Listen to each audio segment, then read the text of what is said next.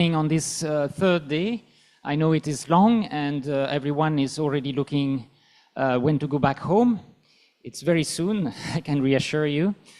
But let's have today, we would like to have this time to reflect on how we have been working together for the last 10 years. And how this has been done in the framework of the Mekong Region Land Governance Project. We have started over 1 year ago a very long process of what we call a capitalization of experience. And this capitalization of experience, what we call a CapEx also, in the short, is a process to try to learn from our policy engagement over more than 10 years.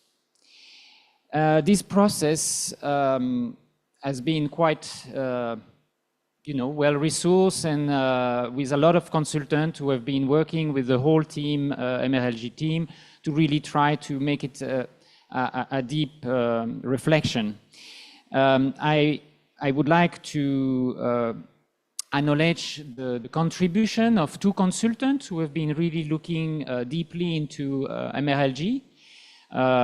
They are not with us today, but I'd like to acknowledge their names, Cecilia Luttrell and Arnaldo Pellini.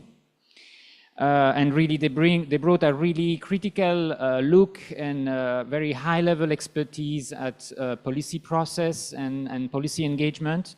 And we had really lively debate with them on this CapEx process. I would like also to acknowledge Christian Castellanet, who will join me in a few minutes, who has been also a consultant that helped us look beyond MRLG, because we didn't want to be this just a focus on our little project and little experience in specific countries, but to see what we can learn more broadly about similar experience and their difference. And what we have learned on a nearly global scale in terms of this multi-stakeholder engagement, policy engagement. So this capitalization, we would like to share with you a few reflections on this process. Of course, this is a very short moment where we will just share a few reflections from people who have participated to MRLG project. But of course, there is the documents that will provide the full story and the full result of this. And you may have already seen and picked up on the MRLG booth outside this.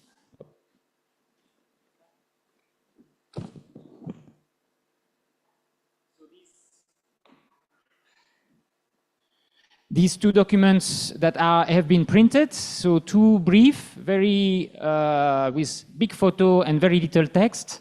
So it does not take too much time for you to go through some key topics and key findings. And they are really there to tell you, go and look at the full study, which will provide you a much more complex analysis, a complex overview of the, and you have the QR code here for the full CapEx study. And even the full CapEx study is a long document that people may be afraid. It has been structured in a way that they are very specific thematic. You can look which thematic you are interested and dig into this one. There are also very short case studies, 1 or 2 page, that provide you more on-the-ground experience of how policy making is happening in practice, or policy engagement, rather, is happening in practice, and the dilemma that a team like MRLG and you, our partners, are facing when moving forward. We will tell more about those publications. There are also case studies and other publications that are coming out. It's not yet finished. We are still working actually on a few of these publications to come out in the coming weeks. So to come back on this process, what was important for us in developing this capitalization is that it is not an evaluation. We didn't try to have an independent outside look across all the boards and following the criteria, usual criteria that we know for evaluation. We really see this more as a deeper analysis of the complexity in which we work, and really a process-oriented research, like understanding from how we have been working through multi-stakeholder approach, through alliance, how we have used evidence-based policy. What does that mean, evidence-based? How do you make that really evidence-based? How do you really understand the local political economy? How do you adapt to the local political economy and the changing context? How do you build sustainability in practice? And although this is not an evaluation, it doesn't mean that it's not a critical look also at what we have been doing. We really wanted the team to challenge us and to say maybe not everything was right, and we knew ourselves that not everything was right. And so I think there is across the document a number of critical review that we appreciate. What we didn't want it is to try to say this is right, this is wrong, but more trying to highlight what are the controversies we go across. You know, what are the difficult choice that a project that try to work together with government, together with civil society who do not always agree on every topic, how do you balance those opinions, and how do you try to move forward and make people still collaborate? And as I say, we also try to look beyond the project. And yeah, what we would try to do also is not to be purely abstract, but also to provide a really on the ground, to capture real experience through case studies.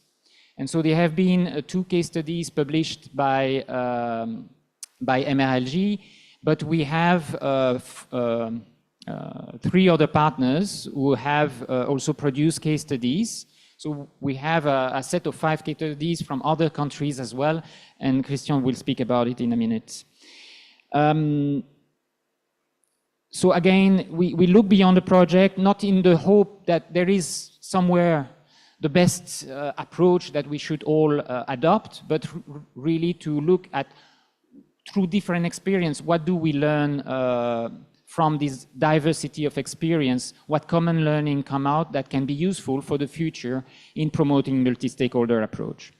But after this introduction of this CapEx process, I would like to invite my fellow colleagues who will join me here. So we have Nithsa Vongphanakhone to join us here on the stage, please. And I will introduce Nina very soon. We have Thuy, who has already spoken this morning and will speak the whole day, the whole morning, actually. I would like to invite also Philippe Hirsch from the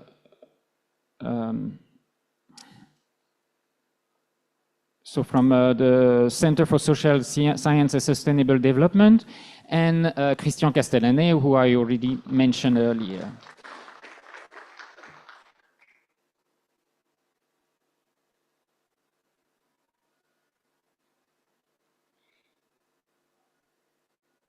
Thank you for joining me. So let me start with you, Nina.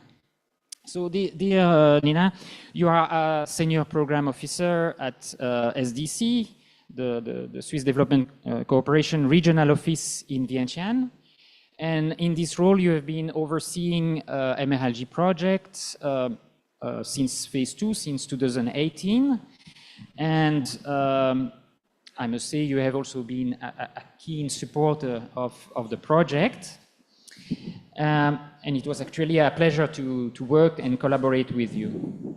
You have also, as a donor representative, you have been part of the steering committee of the project, and the steering committee who really drive the strategic decision around the project. And I will ask you a first question. What important lesson did you learn from this engagement? Thank you, Antoine. First, let me say that the MRLG has been a special journey for us. Switzerland launched it in 2014 with the trusted support from Germany and Luxembourg. And over the years, MRLG became much more than a project. It became a regional platform that connected reform-minded actors across the Mekong. So when MRLG Phase 2 started in 2018, the focus was on building alliances. It took time, and some of our partners were initially hesitant about alliance, but gradually capacity will build, strategic goals were defined, and strategic plans were developed. I'm sure that today many of you remember those workstream strategic plans, so many drafts we worked together, right? But this has helped increase ownership with this endeavor. So being part of the steering committee, we have seen this progress developing, and which gave us confidence in the approach. What stand out for me was how well-structured alliance could drive meaningful changes. For example, the customary tenure alliance in Laos became a trusted platform where government, civil society, and academia work together to co-develop guidelines that are now shaping forest tenure reform. As you may recall, on day one, we had our government partners from Laos who shared very encouraging progress about forest reform in Laos. Having said that, sustaining those alliances beyond donor support is still a challenge. Thank you, Nina. Thank you for this reflection and really bringing up this very important topic for MRLG, the working with alliance, this alliance model, which MRLG didn't start with. It's actually something that we developed after the phase 1, based on initial experience that Christian actually led during the phase 1. And, but there was a clear purpose here, as you say, really trying to develop a more collaborative spirit between civil society and partners, and really ensure that what the project was supporting was based on a strategy that was owned by the local stakeholder and not driven only by the project framework. But at the same time, maybe I could reflect that we have been debating during the CapEx and with our consultant whether that was the best approach at all. Because at the same time, building those alliances with a limited number of partners could exclude other partners from this model. And I don't say whether that was the case or not. We try to remain open to other initiatives, but really this was a choice, and it's always important to think in the future how you can keep this space open for new initiative and new partners. And Thuy, you have been also involved in those alliance process, but so I don't need to present you too much, but you have been a member of the project implementation unit of MRLG since 8 years, so also joining actually just before the phase 2. But you have been a frontline worker of MRLG, really engaging with alliance partner, government, and civil society, researchers as well. And I think I have seen you really growing professionally throughout those years, and it's really a real pleasure to hear you today.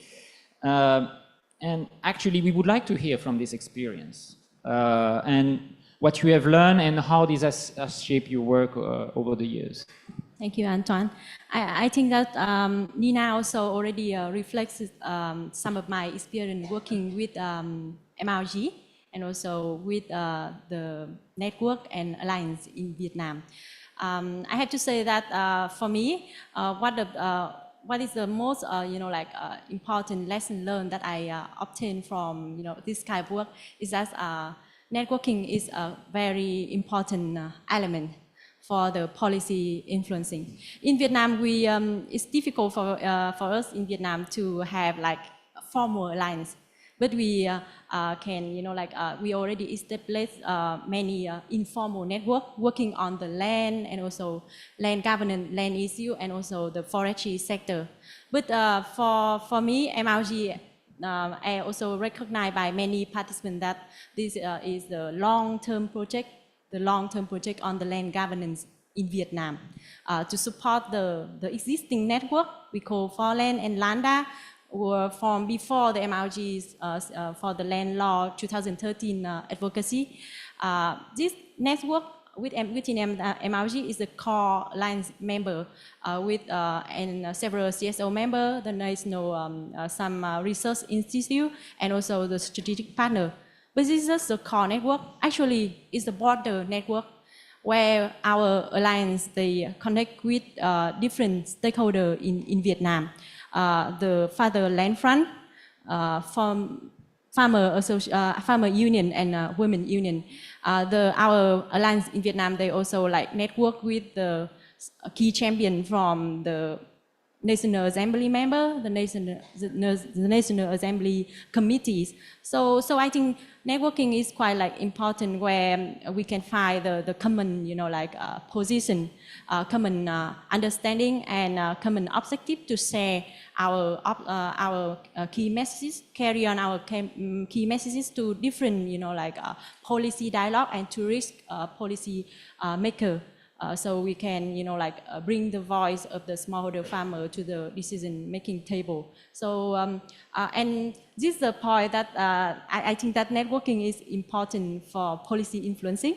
But for me, when I joined MRLG, the first time I joined with this land governance issue, when networking with our partners in Vietnam Alliance and also the government, attended many dialogues and consultation workshop, training, and even the talk with the smallholder farmer. I build my knowledge on this issue. I build my understanding about the smallholder land tenure issue. So it will have strengthened my, capacity to bring the voice of the people to, carry on the key messages to secure the land tenure of the smallholder farmer with different, members of our network. So this for me, but I think it also reflects the experience from our partner here, where we network together and build a synergy for the policy advocacy. Yeah.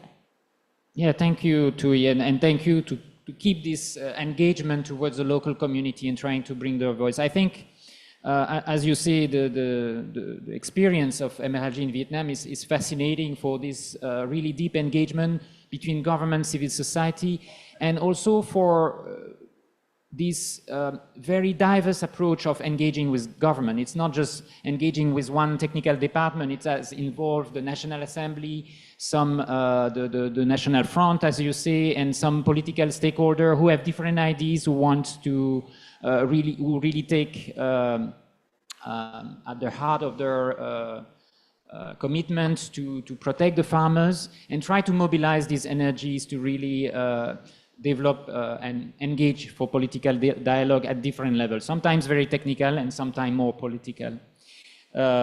Thank you. I'm going to turn to Phil, dear Philip. So you are Emeritus Professor from the University of Sydney, and you are working closely with the Regional Center for Social Science and Sustainable Development in Chiang Mai University.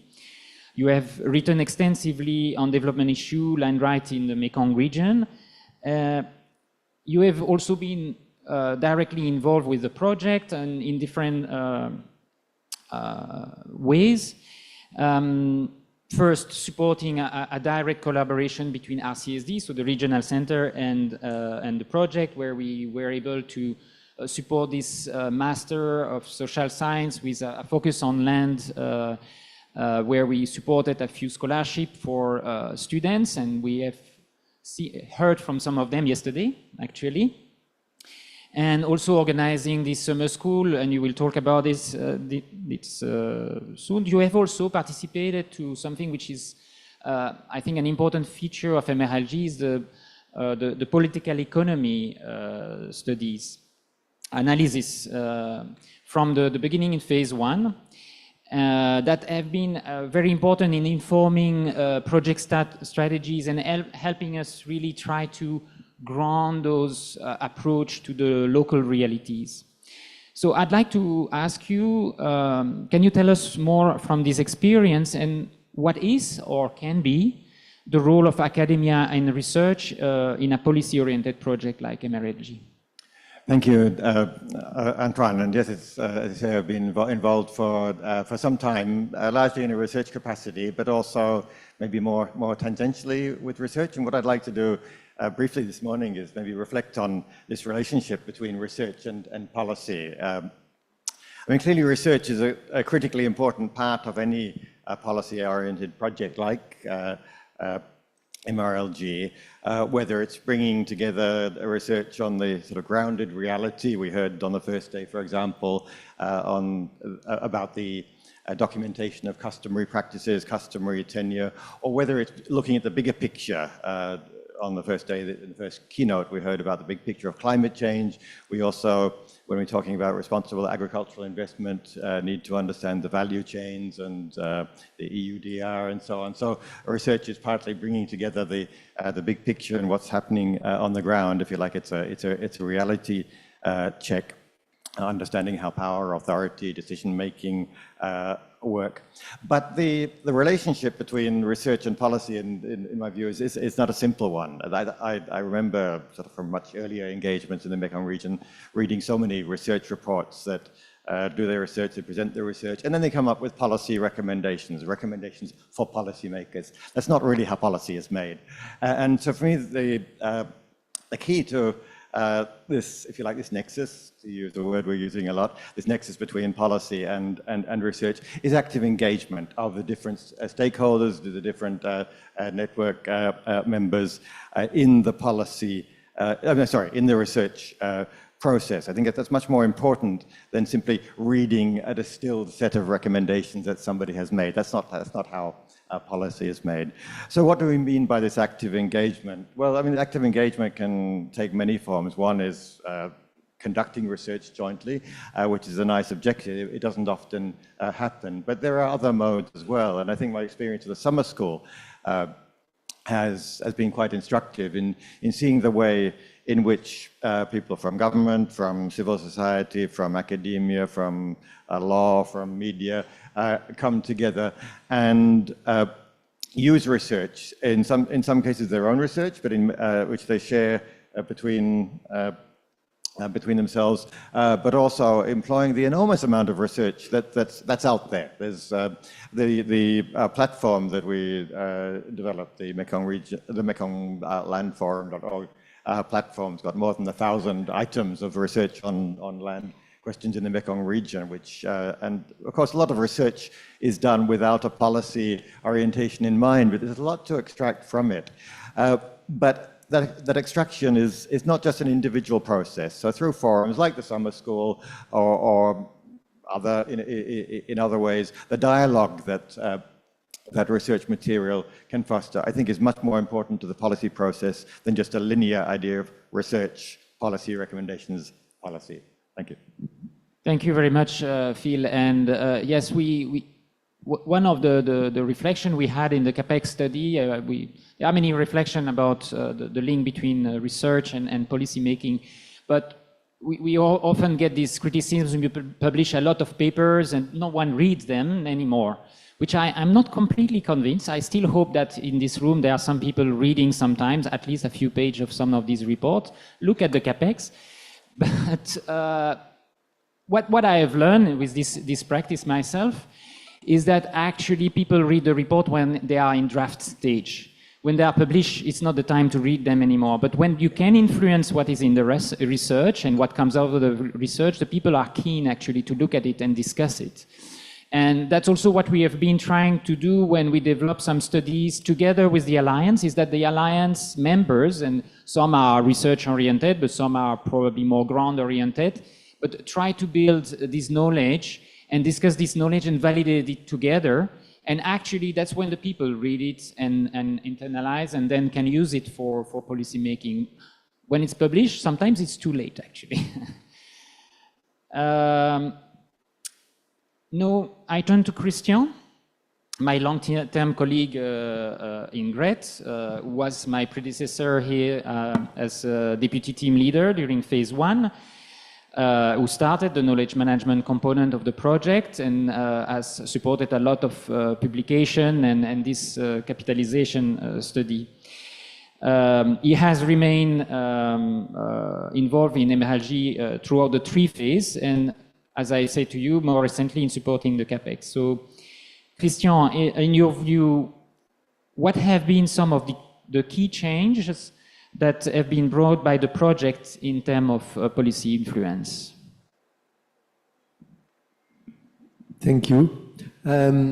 Well, there have been a list of changes, but there is one that I would like to stress because it's not usually considered when you are looking at programs and projects result. And this is about contributing to the change in public narrative. Very often, you know, you look at projects, policy-oriented project. Well, did you change the law? Did you change the implementation on the ground, which is, of course, the final objective? But the fact that you can influence the way the public in general and government in particular speak about development and about issues is quite important. So I think MRLG has contributed to significant changes in this public narrative, and I will give 2 examples. The first one is on responsible agricultural investment. When we started MRLG, the discussion was about large-scale land acquisition. And this was a difficult conversation or difficult topic because it was very controversial. You know, the government and private sector, they felt a bit challenged or threatened by this discussion. And when we started to change this narrative and go to responsible agricultural investment, this was a significant change because it brought a positive direction. It's not about, as we say, naming or shaming whoever. It's about making things more positive. Of course, MRLG was not the only one, but at the time of especially the first regional forum in Hanoi, I remember, this was a very significant way to bring government and private sector on board. The second example I would like to give is about customary tenure in Cambodia, and especially related to indigenous people and local communities. As we heard from the representative of the Highlander Association, in Cambodia there are very large areas that have been allocated for conservation area, 40% of the territory, which is absolutely remarkable and a bit enormous. And these areas, they overlap very largely with indigenous territories or indigenous land and with local communities. And the government and the conservation organization and the non-governmental organization who are in charge of sometime managing some of this protected area, they were not very familiar with the concept of customary tenure, neither with how to say, directions given by the voluntary guidelines on customary tenure.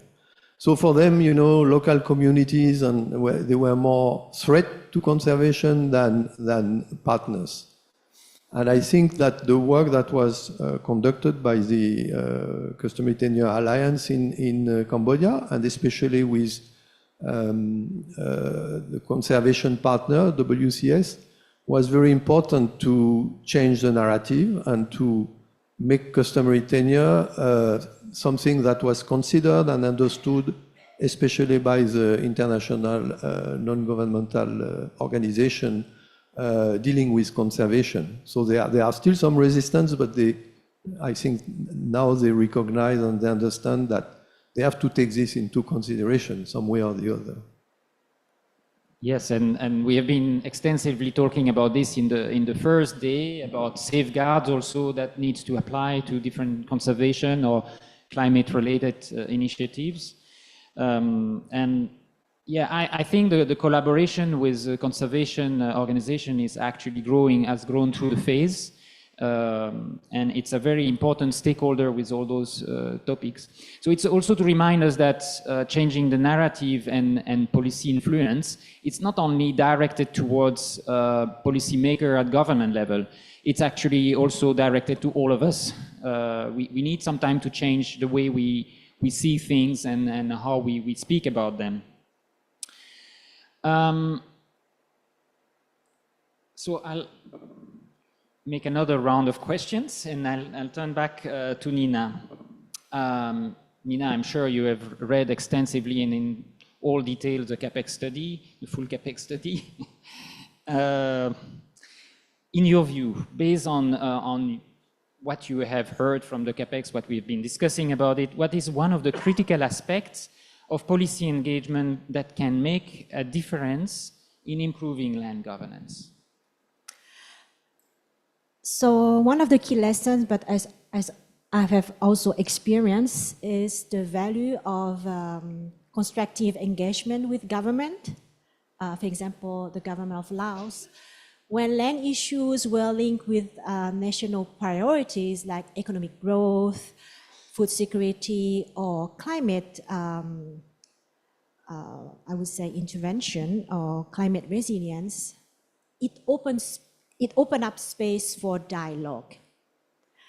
And at the same time, it also allowed us to uphold Switzerland's core values like equity and inclusion, while also building trust and collaboration.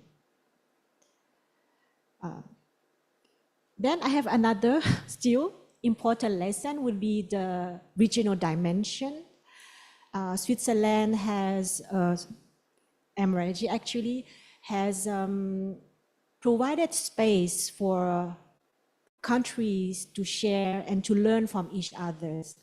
And one other good example of the platform is, of course, the Mekong Region Land Forum today, and also the ASEAN guidelines, who actually help connect national reforms with regional principles, which gave a bit more momentum and legitimacy. Of course, I mean, process wasn't always smooth, and in some contexts, civic space narrowed, and we have to balance with values and practical realities on the ground. But at the end, what really matters is beyond technical evidence is the relationship, credibility, and trust. And I believe that this is MRLG legacy that will remain and continue beyond the life of the project. Yes, Nina, I do hope that this legacy, as you say, will really last. This is very important. Yeah, I've been surprised myself, to be honest, on the quality of some collaboration with government, and some attendance here is a proof of that. But it has not been successful, as you noted, also everywhere. And we have to recognize that engaging government in some contexts can become extremely difficult. Without speaking, of course, the situation in Myanmar is particularly challenging. But it has also been extremely difficult in Cambodia. And it's not because people of Cambodia are more resistant or not welcoming. Actually, we have a lot of good friends and people we talk with.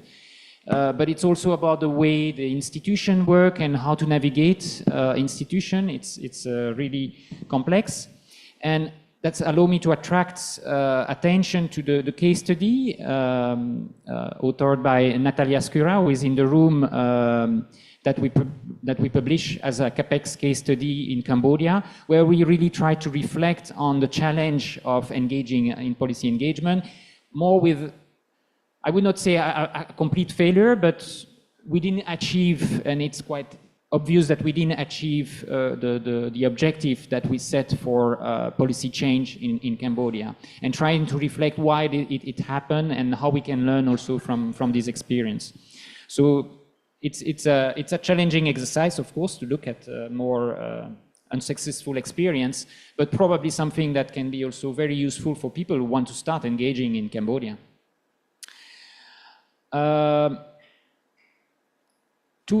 So on the contrary, as we have already noted, in Vietnam, government engagement was really successful in many ways. So can you share with us how was that made possible, actually? How in practice MRLG and its partner engage with government in this context?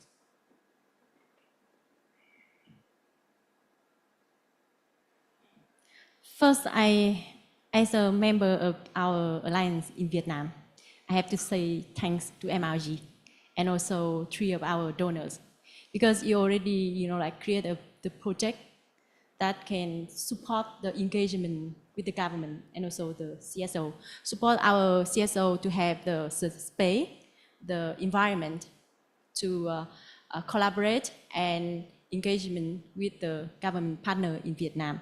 So I think this is the important, design in our MRLG project, and also the flexibility of our project that can adapt to, any changes in the context, political context, situation in our countries.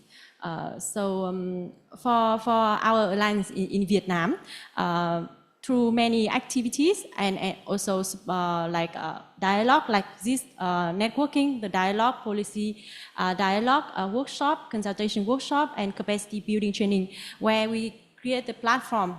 We bring the people from NGO, from institution and government partner to attend, to exchange the ideas, understand each other's perspective, and then build the relationship and trust throughout the years.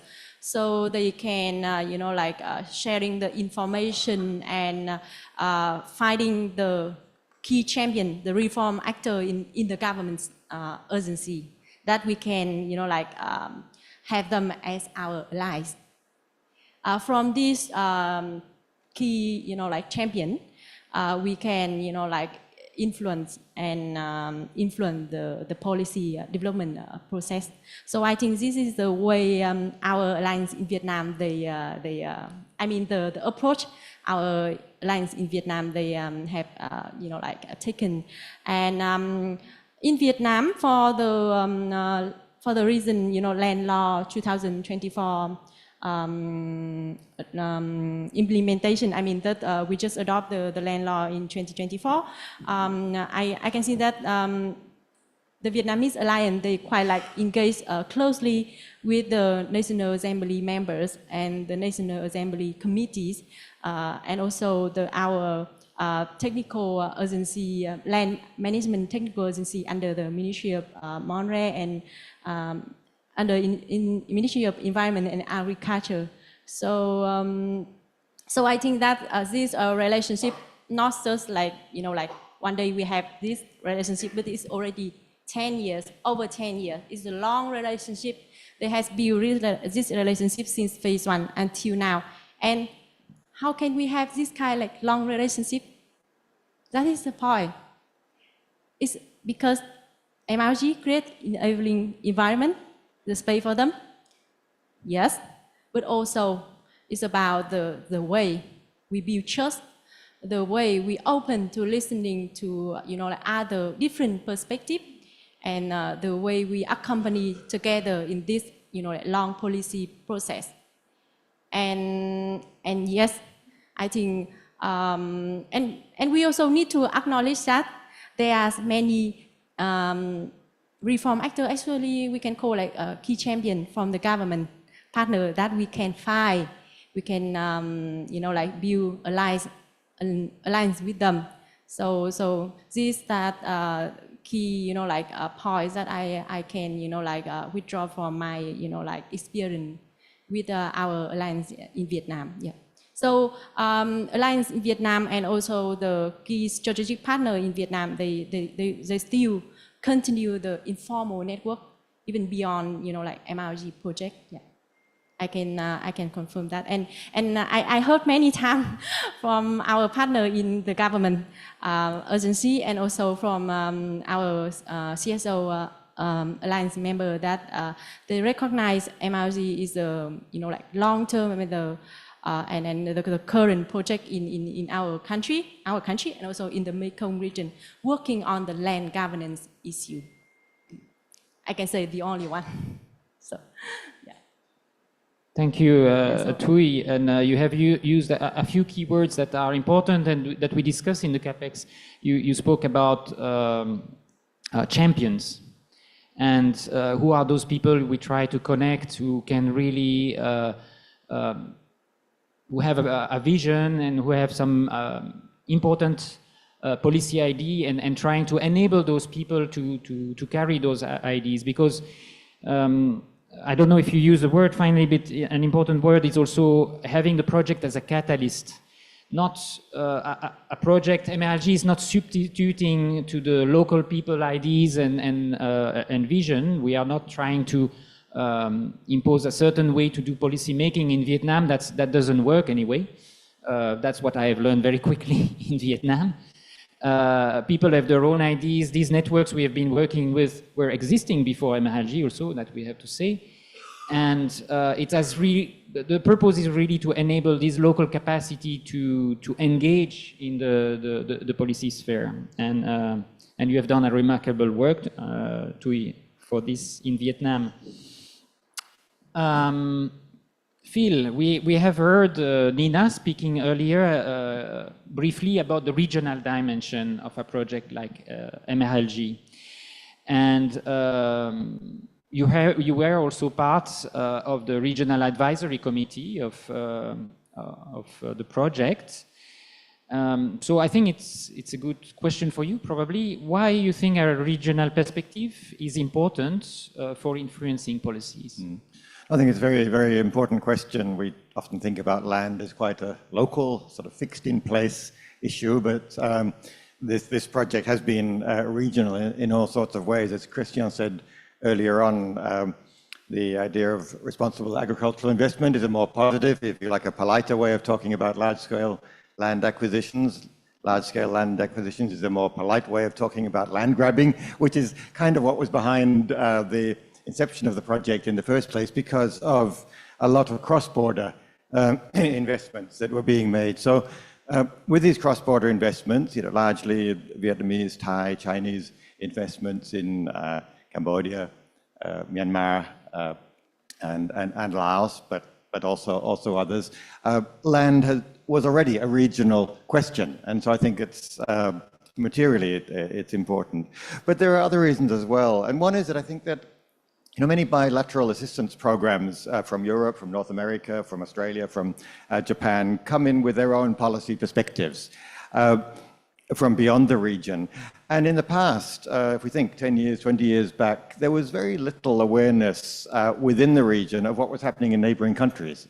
And that awareness, I think, has been a very sort of positive catalyst, as to use the word you mentioned just now, catalyst for then reflecting back on what's happening in individuals' own countries. So that sharing has been important. And from my own experience, particularly with reference to the summer school I mentioned earlier on, is that when you bring land professionals from different countries, but also from different sectors, there's a sharing of experience and ideas beyond people's own working spaces. And that's also part of the sort of creative process of policy innovation, learning from what's happening in countries other than one's own, but that have a lot more in common than the kind of global ideas that come sometimes with other programs. So that kind of sharing is important. And I think, of course, this regional forum we're concluding right now is an excellent example of how that sharing occurs. Yeah, thank you very much to say that. That's always nice to hear. Yeah, and I think that's really where we see the value, and we organize through MRLG a number of exchange between countries. Sometimes Laos going to Vietnam, Cambodia going to Vietnam. Vietnam is also participating to exchange with other countries. We also exchange with Thailand. And Thailand experience has been also very interesting for neighboring countries, even if Thailand is not exactly part of the space we have been operating as MRLG. Thailand was an interesting policy space to learn from.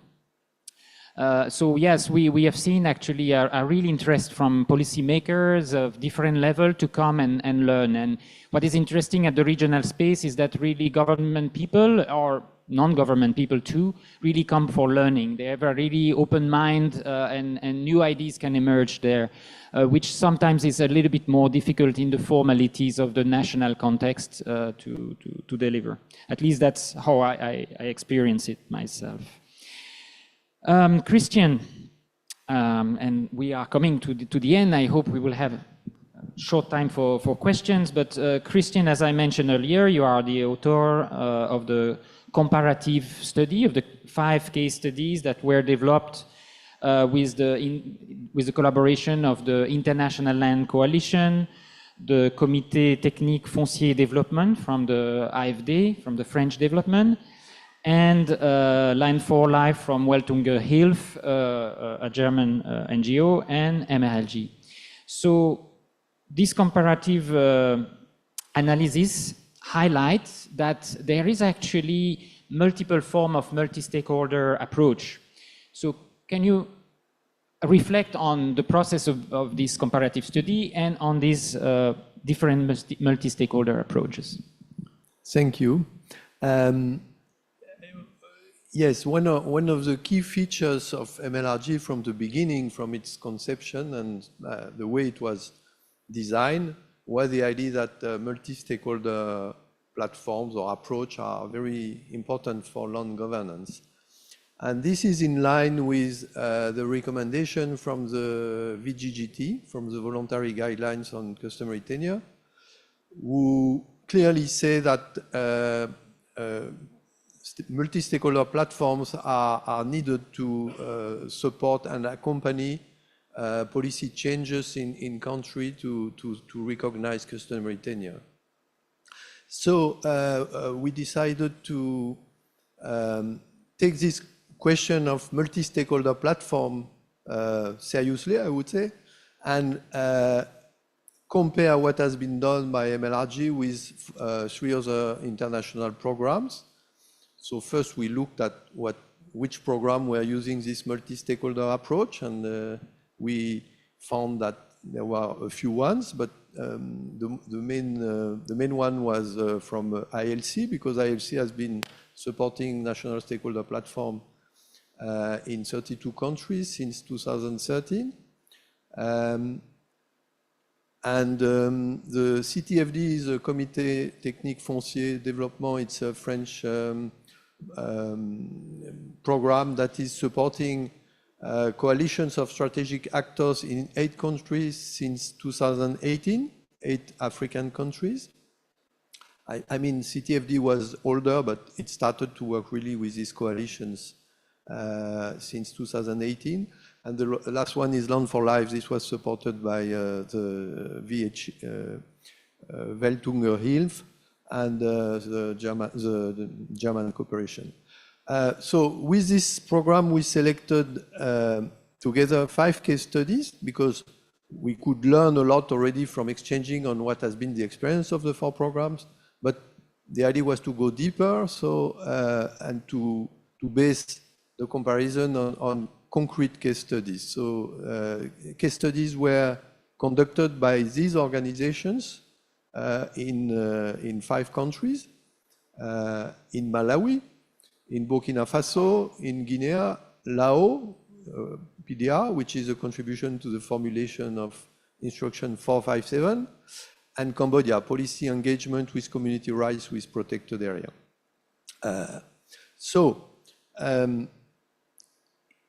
If we look at the lessons learned from this comparison, there are many. I will not cover all.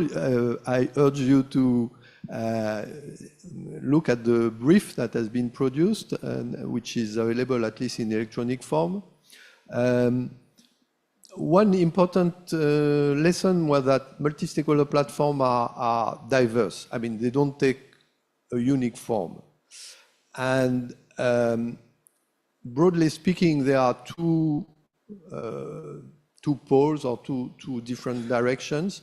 One is the inclusive multi-stakeholder platform, where basically you try to bring everybody, all the interested actors, to discuss together with government.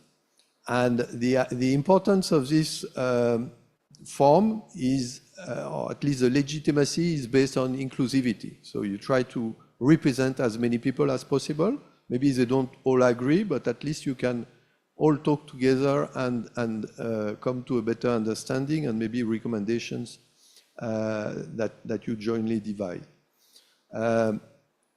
The majority of the programs we looked at were probably working on this model, and especially ILC.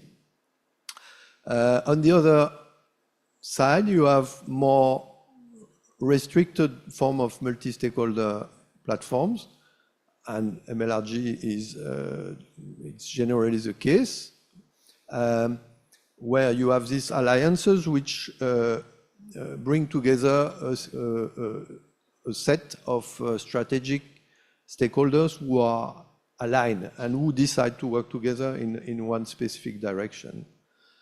The reason for these differences, our hypothesis is that this is very much linked to the condition, to the political environment in the countries.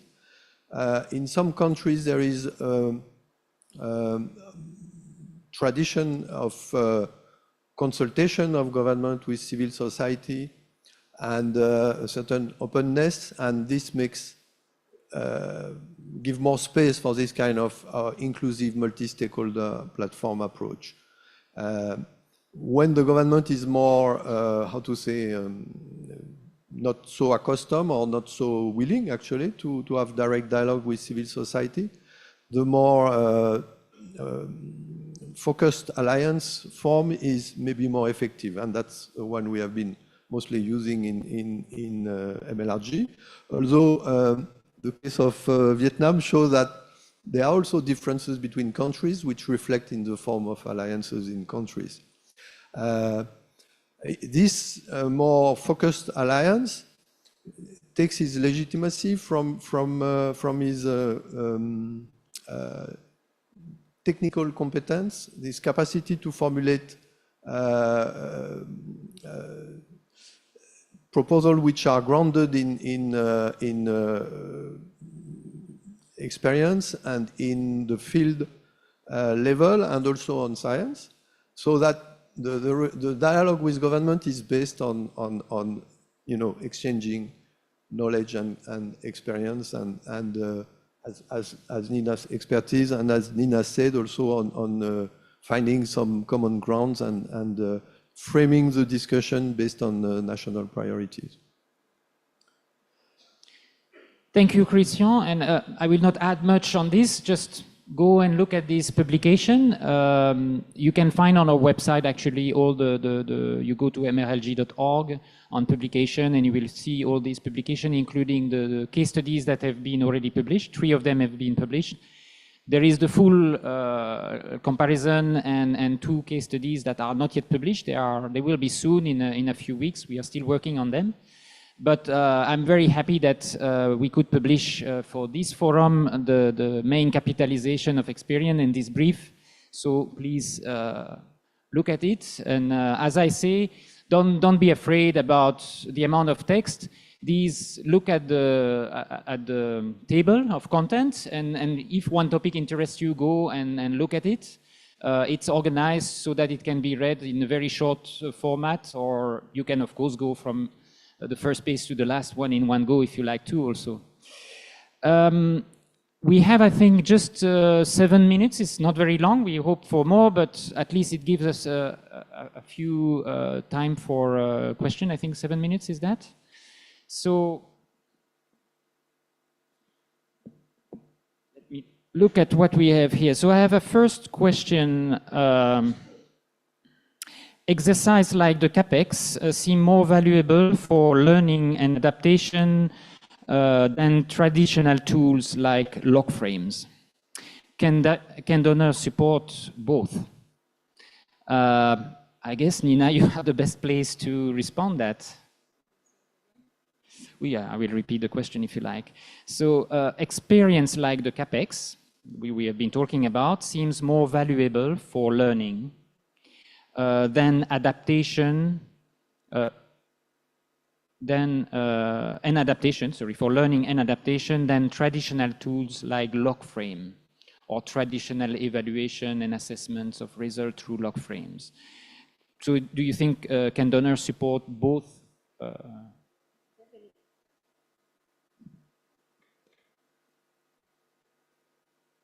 Hello? Definitely, I think in terms of accountability, of course, we need to have this kind of evaluation, log frame, because we need to know where we're heading together. So, you know, these log frames will still be a basis for a project implementation. And CapEx was a bit something on top because MRLG has been implemented for the past 10 years. So we need to reflect on what we have learned over 10 years. And often project is like phases and then we have evaluation. So of course, that's something that we will encourage. And Switzerland actually is doing this CapEx with all projects that they have been supported. We have also a very good example of Latin America. After a long time of engagement in Latin America, Switzerland did a CapEx of its support in this part of the world. That's actually really interesting to see that SDC has this process in-house to develop capitalization of experience. And I think I must comment also because this is not cheap. It requires quite significant resource, and to have supported such a process is really something to commend. I have maybe another question. We can move from this. What have not been successfully done as designed by the projects or of the project goals activities, and what should be done differently for more successful outcomes? So what have we done wrong? Is there anyone who has something to share about that? I'm turning. It's not an easy question.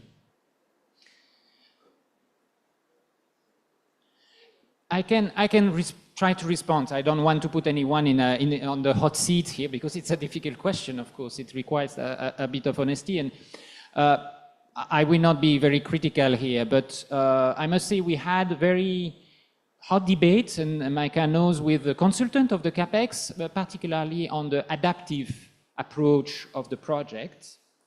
And what does it mean and how it was organized. And they really felt that the way we were adapting and the flexible approach that we were presenting was not well documented and was not obvious for someone outside to understand how this process was really integrated in the way we were operating. I think there were many ways within our process that we try to adapt, and anyway, we don't have the choice. We have to adapt, you know, when there is a coup in Myanmar, everyone had to sit down and think how you can adapt. So it's not a particular feature of the project. When you work on policy and when you work in local context, you have to adapt. But there are probably ways and systems that could be embedded better in a project. And there are some suggestions in the CapEx on how a project can do that. But there is also a lot of literature on building adaptive projects. Yeah. I'm not sure about the question, but I think based on MRLG, I will say that flexibility is important. But of course, before starting a project is being sensitive to the context. So, you know, you have to understand what you are getting into. So I think that for the MRLG, we started with political economy analysis to understand what's the context in Cambodia, Laos, Myanmar, and Vietnam before we engage into that. So yeah, and Switzerland was quite flexible, which allowed for MRLG to adapt when there was context change, and that really makes a difference. Thank you.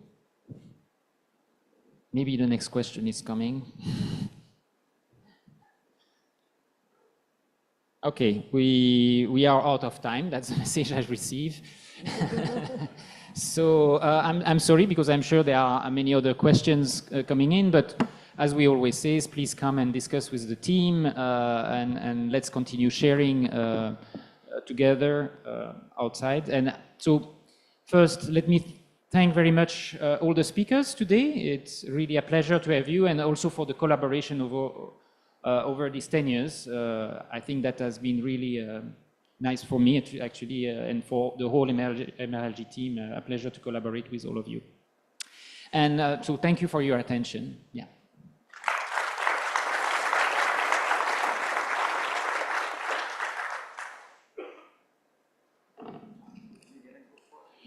Thank you to our 5 incredible speakers for the energy and the insights. Now, before I let you go to your coffee break, a few announcements, please.